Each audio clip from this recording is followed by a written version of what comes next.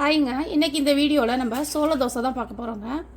நான் இதோட மெஷர்மெண்ட் எல்லாமே இந்த வீடியோவில் ஷேர் பண்ணியிருக்கேன். நான் ஆல்ரெடி அரைச்சி வச்சுட்டேன். வாங்க தோசை ஊற்றலாம் நம்ம இப்போ.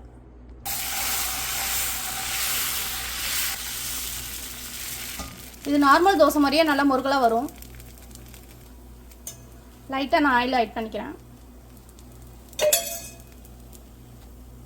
இதில் நிறைய ப்ரோட்டீன் ஃபைபர் இருக்குங்க. இது மில்லட் மாவுனால நம்ம மில்லட்டை நைட்டு ஓவர் நைட் நம்ம ஊற வச்சிடணும், அப்புறம் தான் அரைக்கணும். நம்ம நார்மல் அரிசி மாவோட இது சீக்கிரமாகவே புளிச்சிருங்க. இப்போ இது ஒரு சைடு வெந்துருச்சுங்க, இன்னொரு சைடு நம்ம திருப்பி போட்டுப்போம். மில்லட் தோசை மாவை எப்பொழுதும் 2 டேஸ்க்குள்ளே காலி பண்ணிடுங்க, ரொம்ப புளிச்சிரும் அப்புறம் போணுச்சுன்னா. ஸோ நான் கொஞ்சமாக மிக்சியில் போட்டு அரைச்சி எடுத்துக்கிட்டேன். இப்போ நமக்கு முருகலான சோள தோசை ரெடி ஆயிடுச்சுங்க. இதுக்கு கொஞ்சம் காரமாக சட்னி வச்சு சாப்பிட்டிங்கன்னா ரொம்ப நல்லா இருக்குங்க. நம்ம நெக்ஸ்ட் வீடியோவில் பார்க்கலாம். பாய்.